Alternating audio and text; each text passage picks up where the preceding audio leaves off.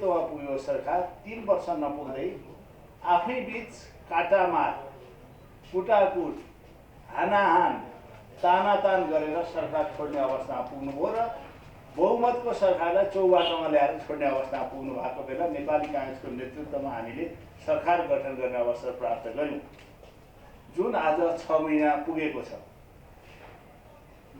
संवैधानिक निकायहरू ध्वस्त थिए, संसदीय पद्धति ध्वस्त थियो। नेपालको संसदलाई 1 वर्षको अवधिमा 6 महिनाको अवधिमा दुई पटक संसद विघटन गरिएको थियो। संविधान अनुसार सरकार गठन नगरेर बल मिचाइका भरमा राष्ट्रपतिलाई सिद्ध विवादमा पार्ने काम गरिएको बेला नेपालको सर्वोच्च अदालतले संविधान अनुसार सरकार गठन गर भन्ने परमादेशका आधारमा बनेको यो देउवा सरकार आज 6 महिना पुरा गरेको छ। यसले सबभन्दा राम्रो काम देशलाई एउटा संवैधानिक ट्र्याकमा आएको छ। हिजो राष्ट्रपतिलाई विवाद पारियो, अदालतलाई विवादमा पारियो, संवैधानिक निकाय भर्तीका केन्द्रहरू बनिए, कोही तपाईँका चाहिँ सबै नाता र दाता भन्दा बाहेक भर्ने काम भएको थिएन। यो बेलालाई एउटा संवैधानिक निकायलाई ट्र्याकमा ल्याउने काम 6 महिनामा यो नेपाली काङ्ग्रेसको गठबन्धन सरकारले गरेको छ।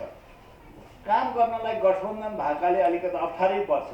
एकलौटी सरकारले त 3 वर्षको अभियान तपाईँहरूले सुनिहाल्नुभयो। रेलका कुरा घर घरमा पुर्याएको थियो, पानी जहाजको टिकटै काट्न आउनुहोस् भनेको थियो। त्यति मात्र होइन, ग्यासका पाइपहरू त घर घरमा थिए। विशालजीकोमा चाहिँ होला, मेरामा चाहिँ पुगेको छैन है अहिलेसम्म। अब रेलको टिकट पनि उहाँले काटेको भए थाहा छैन, मैले चाहिँ अहिलेसम्म काटेको छैन। प्रधानमन्त्रीजीले यो तपाईँलाई 75 सालमै मङ्सिरमा रेलको टिकट काट्न आउनुहोस् भनेर घोषणा गरेको चाहिँ मैले सुनेको छु। पार्लियामेन्टमा पनि गएर बोलेको सुनेको छु। म तत्कालीन प्रधानमन्त्री केपी ओलीलाई पानी जहाजको अफिस खोल्नुभयो, 3 महिना नभइकन बन्द गर्नुभयो। कुरा चाहिँ यति मिठा हामीले सुन्न पायौँ। उहाँका कुरा सुनेपछि हामीलाई हाँस उठेर हाँसिरहँ जस्तो लाग्थ्यो। झिगा मुखा बसेर थाहा हुँदैन थियो। काम हेर्दै गरेपछि निन्द्रा नलाग्ने वातावरण सिर्जना गर्नुभएको थियो। त्यो अवस्थामा यो सरकार निर्माण भएको थियो। हामीले यसैबीच राष्ट्रिय सभाको चुनाव सम्पन्न गर्यौँ। उहाँहरूलाई संसदै चाहिँदैन जस्तो गरेर ध्वस्त बनाएको थियो। त्यो काम हामीले पुरा गऱ्यौँ भने अहिले फेरि अर्को राष्ट्रिय सभाको चुनावका लागि सरकार तयारी गर्दैछ र यही कोरोना कहरका बिचमा पनि यसलाई डिस्टेन्स बनाएर सर्टेन दूरीहरू कायम गरेर हामी राष्ट्रिय सभाको चुनाव 12 माघमा सम्पन्न गर्दैछौँ। ध्वस्त भएको अर्थतन्त्र पनि तपाईँको कसरी बाँड्न थालिएको थियो भने कनिका छरेर आफ्ना साथीहरू आयो भने देख्नुभयो। प्रधानमन्त्रीजीले तपाईँले सुन्नुभएको छ नि, 165वटा सडक एकै दिन उद्घाटन। पैसा छैन, कोरोना कहरमा तपाईँको यो इन्जेक्सन किन्ने भ्याक्सिनको पैसा छैन। तपाईँको 15 लाख मान्छेहरूले तपाईँले देख्नुभयो केपी ओली प्रधानमन्त्रीले छोड्दै गर्दाखेरि कोभिसिल्डको खोप नपाएर हाम्रा गाउँका बुवा आमाहरू रोएर बस्नु परेको थियो। अहिले 1 करोड खोप त अहिले पनि जम्मा भएर बसिरहेको छ नि त। सरकारले खोप भनेर खोपलाई पहिलो प्राथमिकता दिएर गाउँमा खोप पुर्याउने काम गरेको छ र अब पनि यही माघ 1 गतेबाट तपाईँको राष्ट्रिय अभियानका रूपमा खोपलाई अगाडि बढाउने काम यो सरकारले गरेको छ। विश्वव्यापी अहिले फेरि तेस्रो कोरोनाको लहर आइसकेपछि पनि हामीले यसलाई कसरी कन्ट्रोल गर्न सकिन्छ भनेर यसलाई हामी पहल गर्ने पक्षमा यो सरकार अहिले निरन्तर छलफल गरेर अगाडि बढेको तपाईँहरूलाई अनुरोध गर्न चाहन्छु। त्यतिखेर तपाईँहरूले देख्नुभयो हामीले बाहिरबाट आएका मान्छेहरूलाई राख्ने ठाउँहरू कहीँ पनि थिएन, कहीँ पनि व्यवस्था गरिएको थिएन। एकैचोटि अहिले यसलाई 6-7 ठाउँमा हामीले राख्ने भनेर एउटा निर्णय गरेका छौँ। बनाउने काम द्रुततर गतिमा भएको छ भने यही बिचमा नेपाली काङ्ग्रेसले आफ्नो महाधिवेशन सम्पन्न गर्न तयार लागेकोले केही समय हामी त्यसमा अल्मल्यौँ। काङ्ग्रेसले अधिवेशन नै गर्दैन भन्ने भ्रम थियो। काङ्ग्रेसले नगरिकन उहाँहरूलाई पनि रहरै लागेन। काङ्ग्रेसले गरिसकेपछि सगरमाथाको तीरमा पुगेको पार्टी नारायणको डिलमा गएर उहाँहरू पनि कमसेकम महाधिवेशन गर्न सफल हुनुभयो। हामीले प्रारम्भ गरेको कामलाई उहाँहरूले सुरुवात गर्नुभयो। त्यसमा पनि सबै पोलिटिकल पार्टीहरू एउटा बाटोमा आएर आफ्नो पार्टीको महाधिवेशन गर्न सफल भए। यसमा पनि म सबैलाई धन्यवाद दिन चाहन्छु। त्यति मात्र होइन, परराष्ट्र नीतिको बारेमा तपाईँहरूलाई थाहा छ, नेपालको परराष्ट्र नीति ध्वस्त जस्तै थियो। विदेशी सम्बन्ध त्यति राम्रो भए जस्तो मैले महसुस गरेको थिइनँ। यही बिचमा सम्माननीय प्रधानमन्त्री शेरबहादुर देउवा लन्डनमा गइसकेपछि लन्डनमा जाँदाखेरि उहाँले त्यतिखेर चाहे बाइडेन भन्नुहोस् चाहे मोदी भन्नुहोस् सबैलाई भेटेर नेपालको वर्तमान अवस्थाको बारेमा जानकारी गराउनुभयो। विदेशी मित्र राष्ट्रहरूलाई नेपालको प्रजातान्त्रिक पद्धति प्रक्रिया र संविधानका बारेमा जानकारी गराउनुभयो र विदेशीहरूलाई नेपालमा भएका राजनीतिक गतिविधिहरूलाई डेमोक्रेटिक शक्तिहरूलाई सहयोग गर्न र नेपालको वैधानिक सरकारको बारेमा अवगत गराउनुभयो र हिजोसम्म संविधान नमान्ने शक्तिहरू संविधानभित्र आउने एउटा बाध्यात्मक परिस्थिति सिर्जना भएर त्यसलाई कार्यान्वयनको बाटोमा लाने काम पनि यो सरकारले गर्यो। त्यति मात्र होइन, अघि ऋषिजीले भन्नु एउटा राम्रो काम के गर्यो भनेर उहाँले मलाई क्वेसन्स गर्नुभयो। हामीले बोलेका थियौँ, सरकारले शेरबहादेवाको पालामा अन्तिम समय हामीले एउटा निर्णय गरेका थियौँ, स्पाइनल कट इन्जुरी यो पछाडि ढाड बिरामी हुने बिरामीहरू, क्यान्सर पीडितहरू, किडनी पीडितहरू र मुटुका रोगीहरूलाई हामी महिनाको 5,000 रुपियाँ दिन्छौँ भनेर घोषणा गरेको थियो। त्यो कार्यान्वयन गर्ने साउन 1 गतेदेखि नै कार्यान्वयन गर्ने काम भएको छ। कुनै ठाउँमा जिल्लामा पुगेन भने सरकारलाई घचघच्याउनु होला। यो घचघच्याउने कामका लागि म विशाल भट्टराईजीलाई अनुरोध गर्न चाहन्छु। प्रत्येक नागरिकलाई हामीले ती बिरामीलाई घर घरमा 5,000 दिने निर्णय गरेका छौँ। यो पनि एउटा उपलब्धि हो भनेर म अनुरोध गर्न चाहन्छु। गठबन्धनको सरकार भएकाले काम गर्न केही अप्ठ्याराहरू हुन्छन्, तपाईँहरूलाई थाहा छँदैछ। 2/3 हुँदा त आफ्ना नाता र दाता भन्दा नगर्दाको परिणाम गर्लान गुरुङ ढल। हामीले त यो गठबन्धन त्यो पनि कहिले स्कुलिङ फरक भएका पार्टीहरू, कोही तपाईँको जातीयताको फरक होला, कोही धर्मका बारेमा राजनीति गर्ने होला, कोही एउटा पार्टी तपाईँको बहुदलीय प्रतिस्पर्धालाई, यी सबै पार्टीहरूलाई एक ठाउँमा लिएर जाँदाखेरि अलिकता अप्ठ्यारा त हुँदैछन्। ती अप्ठ्यारालाई सप्ठारोमा परिणत गर्दै यो सरकार अगाडि बढेको छ। एउटा होइन, मैले 10-20वटा कुराहरू ऋषिजी तपाईँ हुनुहुन्न थियो, मैले भने राम्रा कामका बारेमा। देशको आर्थिक अवस्था ध्वस्त भएको बेलामा यसलाई एउटा ट्र्याकमा ल्याउने काम गरौँ। संवैधानिक निकायहरू ध्वस्त भएको बेलामा यसलाई एउटा ट्र्याकमा ल्याउने काम गरौँ। देख्नुभयो अदालतहरूलाई आफ्नो पार्टी कार्यालय जस्तो बनाउने पद्धति सुरुवात हुन लाग्दै थियो, यसलाई अन्त्य गर्ने काम हामीले गरेका छौँ। कानुनी राज्य, मानवाधिकार, प्रेस स्वतन्त्रतालाई हामीले पहिलो प्राथमिकता दिएका थियौँ। यसले सेनालाई प्रयोग गर्ने काम गरेको थियो। तपाईँहरू प्रेसमाथि अघिल्लो सरकारले देख्नुभयो, तपाईँहरूले फोटो खिच्दाखेरि सरकारको अनुमति लिनुपर्ने व्यवस्था गरेको थियो, फोनमा टेप गर्ने व्यवस्था गरेको थियो। अहिलेको लोकतान्त्रिक पद्धतिमा यी सम्भावना कुरा थिए। अहिले पनि हेर्नुहोस्, केही कुराहरू हामीले गर्नै बाँकी छ। प्रधानमन्त्रीले राजस्व अनुसन्धान आफ्नै अन्तर्गत, त्यसपछिबाट सम्पत्ति शुद्धिकरण आफ्नै अन्तर्गत, त्यसपछिबाट यो एनआइडी तपाईँको आफ्नै अन्तर्गत, सुरक्षा निकायको त्यसलाई चाहिँ हामी एउटा गुप्तचर संस्था भन्छौँ, त्यो पनि प्रधानमन्त्रीको अन्तर्गत राख्ने जुन काम केपी ओलीका पालामा भएको थियो त्यसलाई बिस्तारी जुन मन्त्रालय थियो त्यही मन्त्रालय अन्तर्गत लाने काम प्रारम्भ भइसकेको छ। ती कामहरू पनि हामी पुरा गर्छौँ। मैले समग्रमा भनेको देशमा बिग्रिएर गइरहेका बाटाहरूलाई ट्र्याकमा ल्याउने काम यो सरकारले गरेको छ। विशेष गरी फेरि पनि भने संवैधानिक निकायहरूलाई ट्र्याकमा ल्याएर गर्ने कामहरू यो सरकार लागेको छ। मैले भने विदेशीसँगको समधुर सम्बन्धको बारेमा वाइडेनदेखि मोदीसम्मलाई स्कटल्यान्डमा भेटेर हाम्रा देशका कुराहरू राख्ने काम गरेको छ। सरसर्ती हेर्दाखेरि हामीलाई गर्व लागेको छ। चौबाटोमा ल्याएर 2/3 सरकार हालेको अवस्थामा नेपाली जनताको आशा र भरोसाका केन्द्रका रूपमा यो सरकारलाई उभ्याउन सकौँ। हामी कनिका छरे जस्तो बजेट दुरुपयोग हुन दिँदैनौँ। मैले अघि पनि भने 165वटा राजमार्ग बालुवाटारमा बसेर स्विच अन गरेर जनतालाई भ्रमको खेती गर्ने न बजेट छ, न तपाईँको कार्यान्वयन गर्ने क्षमता छ। त्यस्तो गरेकोलाई हामीले ट्र्याकमा ल्याएका छौँ कि भन्न सक्नु पर्यो यति अरब बजेट यो शीर्षक अन्तर्गत काम गर्न प्रारम्भ गरिएको छ भन्नु पर्यो। मेरो जिल्ला त छैन, तपाईँको जिल्ला पुग्यो कि मलाई थाहा छैन। यस्ता जनतालाई भ्रमको खेती गर्ने काम गरेको बेला ट्र्याकमा ल्याउने काम यो सरकारले गरेको 6 महिनाका बिचमा। भलै हामीले यो 5 वर्ष सरकारमा जान्छौँ भन्ने परिकल्पना पनि थिएन र हामीले त्यो सँगसँगै संसदीय व्यवस्थामाथि अहिले पनि प्रहार गर्ने काम यो सरकारले, यो पूर्व सरकारले, केपी ओलीको सरकारले गरेको छ। 2 चोटि विघटन त गरो फेरि त्यो पुनर्वाली भइसकेको संसद चल्न दिएको छैन।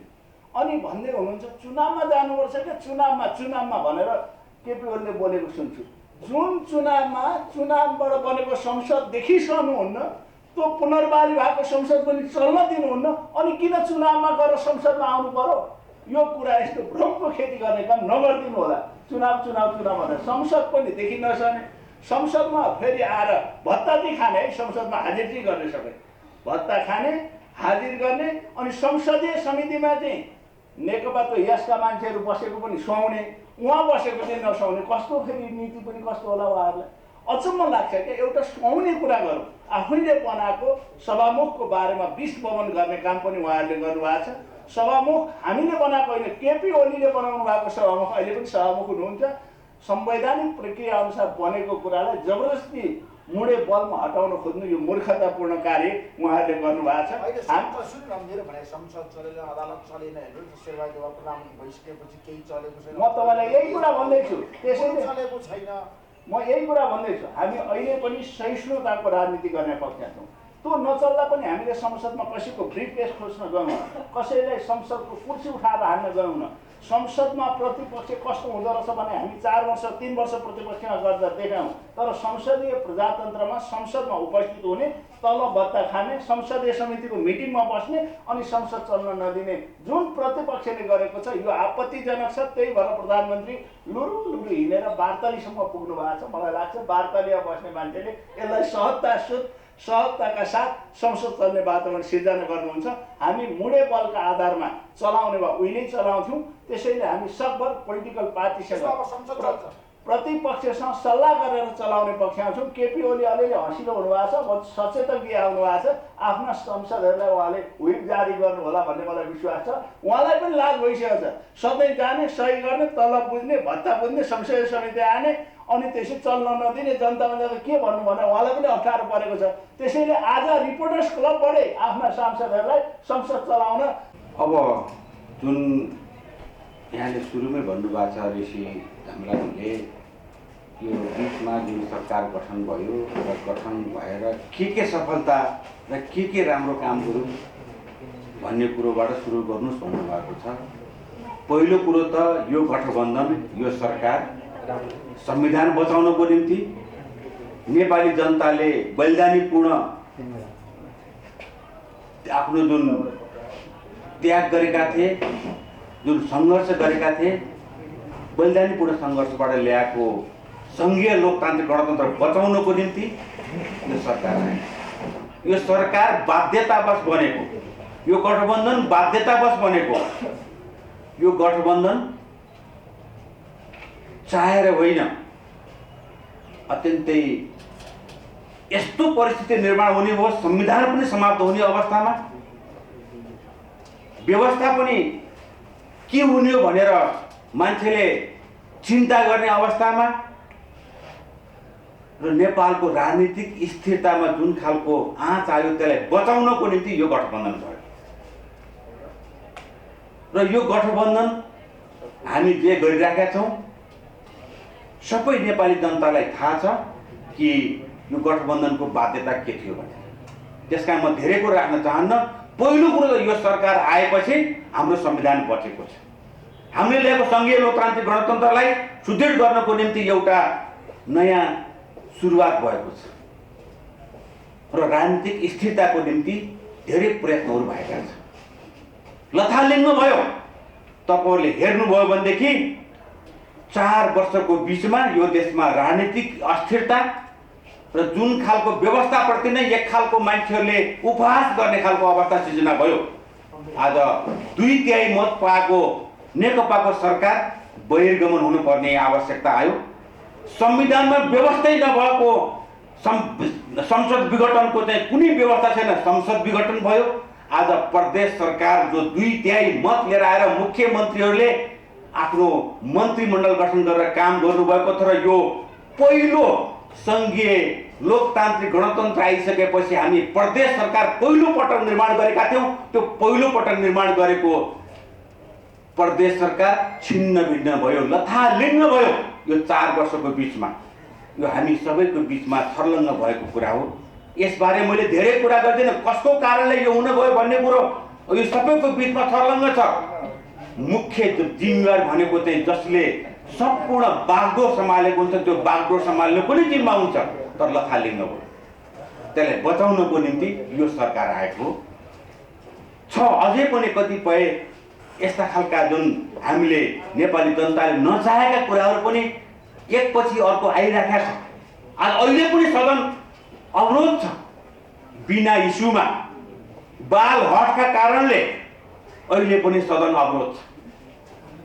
सकेका छैनौँ त्यसलाई बचाउनको निम्ति, सकेका छैनौँ त्यसलाई सञ्चालन गर्नुको निम्ति, तर कोसिस चाहिँ भएको छ।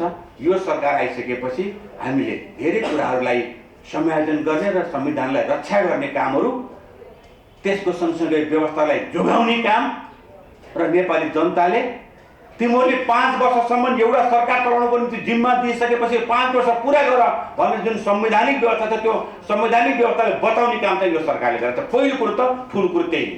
त्यसको अलावा कतिपय कामहरूलाई पनि व्यवस्थित तरिकाले अगाडि बढाउने कुराहरू, हिजो कतिपय ठाउँमा भाँचिएका, टुक्रिएका, ठुन्किएका ती चाहिँ कामहरूलाई जोड्ने र त्यो ढङ्गले अगाडि बढाउने काम चाहिँ यो सरकारले गरेको छ। छैन खुसी चाहिँ कोही छैन, कसैले जितेको पनि छैन। संसद अवरोध गरेर चाहिँ जितिएको छैन, त्यसले चाहिँ जित हासिल गरेको छैन। आज चाहिँ 3 वर्षको 4 वर्षको बिचमा कोही 58 दिन मुख्यमन्त्री बनेको छ, कोही 72 दिन मुख्यमन्त्री बनेको छ, त्यो कसैको जित भएको छैन।